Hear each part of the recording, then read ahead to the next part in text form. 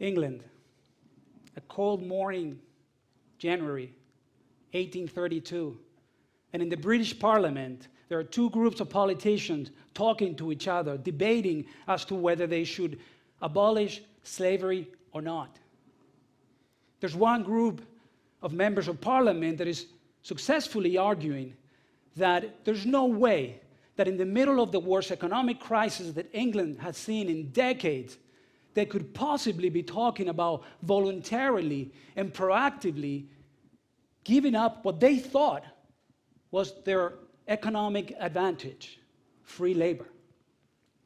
After a lot of back and forth and a lot of debate, the right decision was made and slavery was abolished. That was a historic day for England, not because they made the right decision, but because that decision forced members of the civil society, elected officials, members of parliament, to have to work together with scientists and members of the academic world, alongside with entrepreneurs and business people and companies, and for all of them to come together and find and create the right conditions for innovation and entrepreneurship to flourish in the English society. It was a tough decision, but the right decision. It was their competitive advantage that made the difference. But it was a big day in the history of the UK, because as they were talking to each other, trying to find an alternative to free labor and create the right conditions once again for innovation, a lot of technological breakthroughs were developed, namely the steam engine, which gave birth, in turn, to the transatlantic shipping industry and the train as we know it.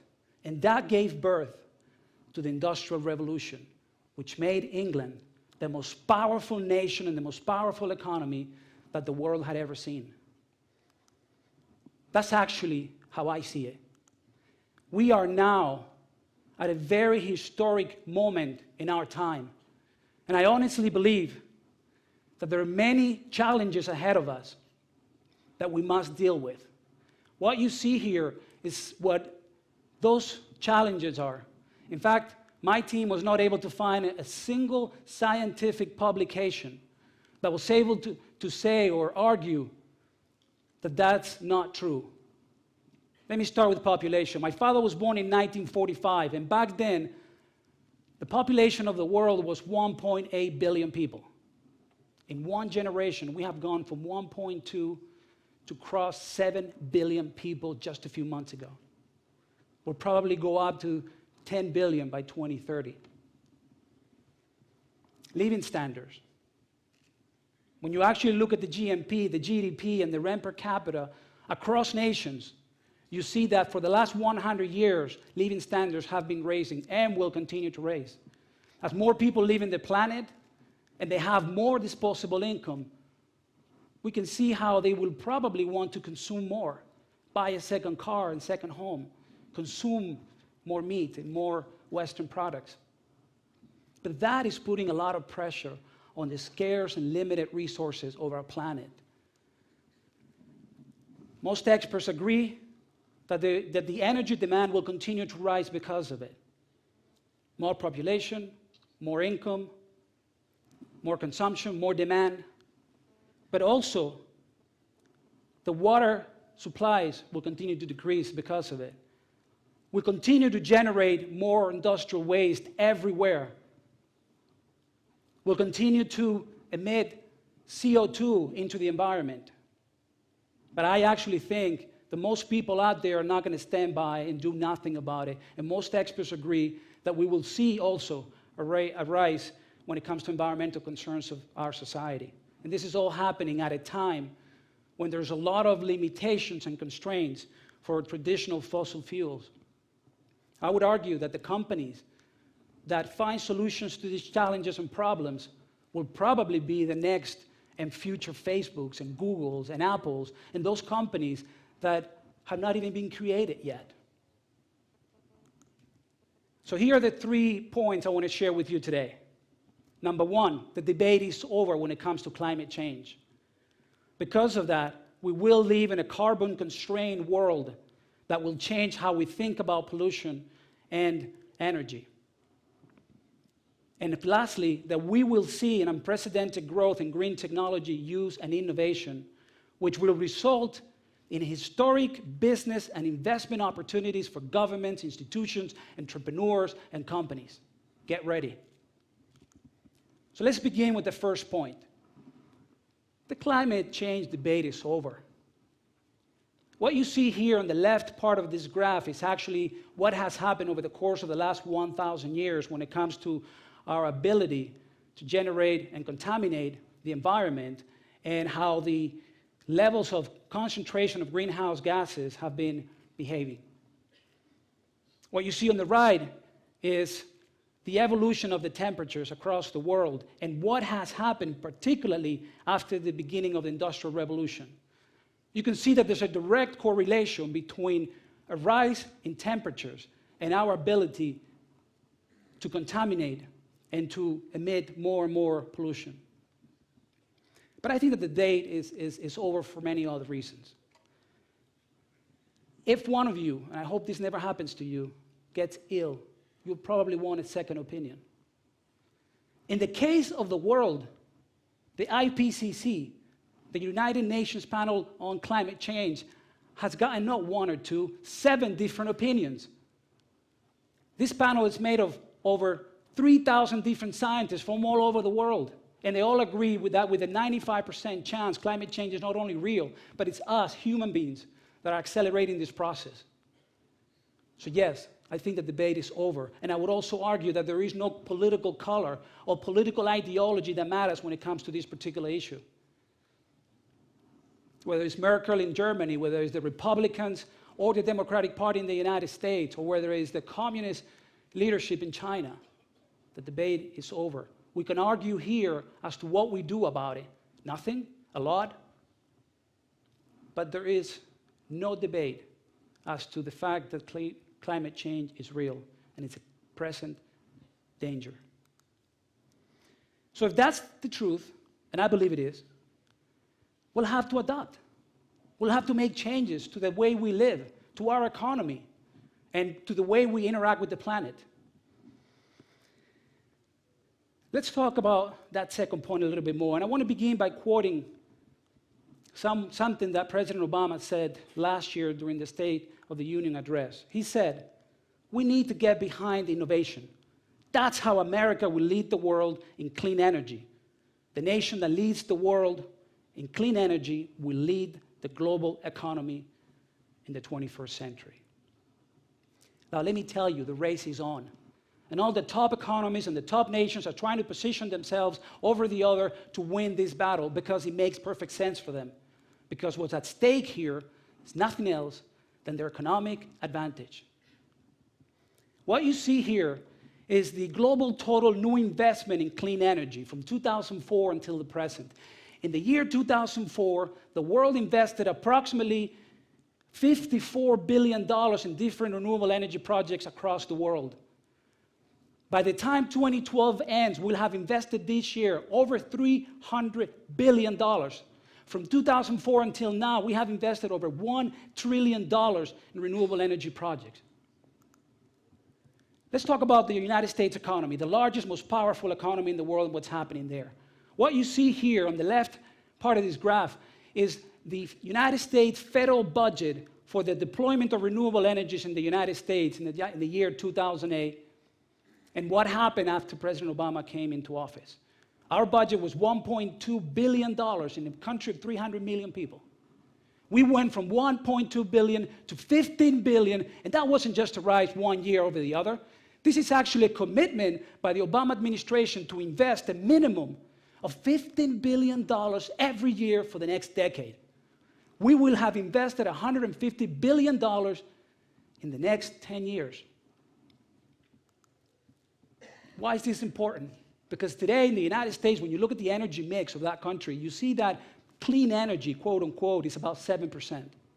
It's not really true because about 4.5% is actually hydropower from water, which means that if you talk about solar and wind, you're actually talking about 2.5% solar and wind as sources of renewable energy in the United States. What's going to happen when we go from 2.5% to 25% in the next couple of years?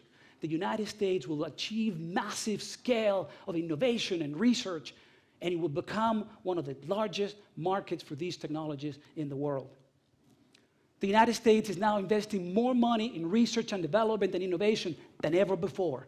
We have never, in fact, spent so much money in such a short time frame in one single strategic sector of our economy. In fact, there are a lot of people out there calling this investment plan the new Apollo project, making a reference to what it meant for the United States to actually send a man to the moon from an industrial and innovative and entrepreneurial perspective. A lot of the new technologies that we now take for granted, like internet, Wi-Fi, GPS, personal computers, that all came from that era of massive innovations and defining a priority when it comes to research and development. We are now investing more money, proportionally speaking, than ever before in clean tech and renewable energies in the United States. China, this is not just happening in Europe and the United States, it's happening worldwide. This is a global phenomenon. Look at the case of China. I'm not going to go into detail, but I will share with you one piece of data, which I think is fascinating and very surprising. When you actually look at the last 5 years of growth in investment in clean energy in China, you would be surprised to learn that they have been growing 95% every year.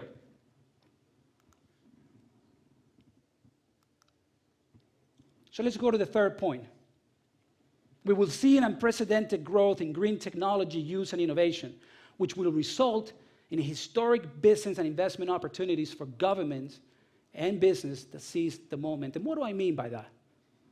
The pen drive that I'm using today for this presentation holds about 5 gigabytes of memory. And the cost at any store here or even in the United States is $3 to $5. What's actually surprising is that 10 years ago, that very same pen drive, or at least the capacity to hold that much memory, would cost about $5,000. 25 years ago, it cost $120 million. Innovation increases competitiveness and brings prices down.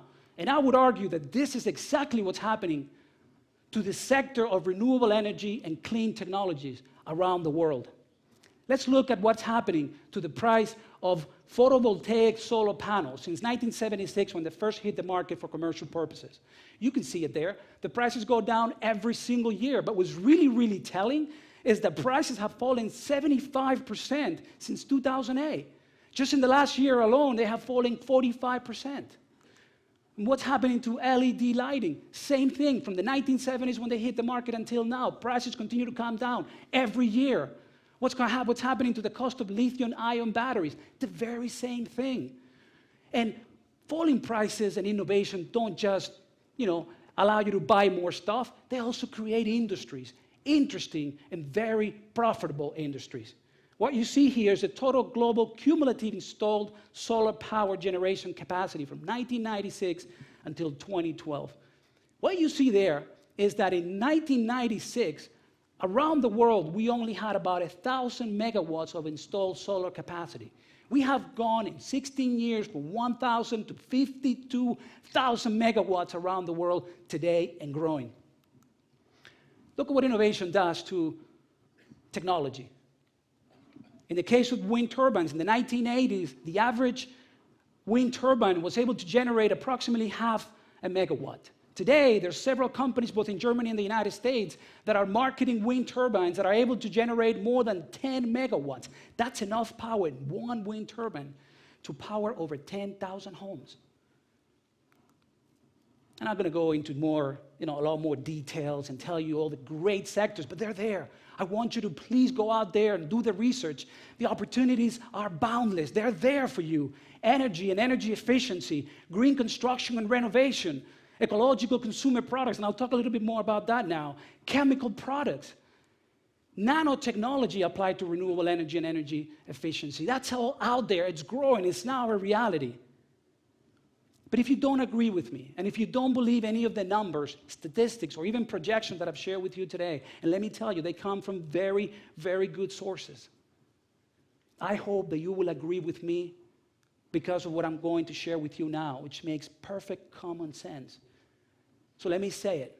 There is a strong social demand for this change to take place. Now, not tomorrow, today. What you see here is a survey conducted by the European Union in every of the 27 member states of the European Union. This was done last year, in the midst of the worst economic crisis this country has seen, or Europe for that matter, in the last 100 years. And look at the conclusions. 90% of Europeans recognize climate change as an important issue that impacts their lives directly. 89% believe that there should be a greater allocation of resources toward environmental causes despite the current economic crisis. 81% supported centralized European Union legislation focused on protecting the environment. This is happening here in our backyard, in Europe. And this is not just, something that Europeans only can afford to do. It's a global phenomenon. It's happening everywhere. This survey was conducted by Abbas Media, which is the third largest media group in the world. It was actually conducted in 21 different countries in 5 different continents. Look at the conclusions. 80% of the population would rather buy products from companies that try to reduce their environmental impact on global warming. 90% of that 80% would consume more environmentally friendly products if they would have other options at the same or lower price. Now, I don't know how many entrepreneurs we have here today, or representative of companies, and I know there are some of you out there. Pay close attention to this, because what you actually see here is actually very telling. It tells you that if you're able to produce, market, and sell products that are green and responsible with the environment, 90% of the people are going to buy your products over the competition. Talk about an opportunity. And here's another piece of information that is quite interesting to me. 91% of the population believe that companies and governments should lead the fight against climate change. Why is that important to you? If you're an elected official or a government representative, pay attention to this. Because this is telling you that if you don't do anything about it, they're going to hold you responsible for it. But it also tells you that both consumers and voters out there are willing to penalize you or reward you for the things you do or don't do going forward. And it is very telling. So here again, my 3 conclusions. The debate is over, and the scientific evidence around it, it's overwhelming and unquestionable, at least for me. Number 2, we will live in a carbon-constrained world that will change how we perceive and think about energy and pollution. And finally, that we will see an unprecedented growth in green technologies, but also opportunities and new business ideas. And that's important, because what you see here is actually a picture of my daughter. I was very lucky to actually have a baby. Well, I didn't have a baby, my wife did. But I was very lucky. 2 months ago today, Allegra came to this world. And as I was thinking about a way to finish my presentation, I thought of how the Greek ancient culture thought of the word timing. They talk about time in 2 different ways. Number 1, they use the word chronos. And when they talked about time in that definition, they were talking about lineal time, the actual time that you can actually measure, a day, an hour, a year, or a decade. But they also talk about kairos. And to the Greeks, kairos was the time of opportunity. The point in time when everything changes and nothing will ever be the same. There are 3 young people in Egypt talking to each other, and they open up a Twitter account, and then they open up a Facebook account, and they start talking to their friends and colleagues, and before you know it, thousands of people are marching down the streets. Things change. There's a kairos moment in Egypt, in the Middle East. Nothing will ever be the same there. To me, my kairos moment was when my daughter was born, and nothing will ever be the same. That was a time of opportunity. So let me leave you with a question. The question I want to leave you with is not whether this is a kairos moment in our time, because it is. It is a kairos time, and the evidence is there, and I hope I've shared with you at least some evidence of that. The questions I want to leave you with are, number 1, will we be able to reinvent ourselves, to redefine our economic structure and model, to think of innovation and entrepreneurship as the key to the 21st century and our competitive advantage going forward? Will we be able to do this not only because it makes ethical and moral sense, but because it makes economic sense as well? And lastly, will we be able to do this not just because it's the right thing for you and for me to do, but because it's the right thing for our children and for the next generations? Thank you.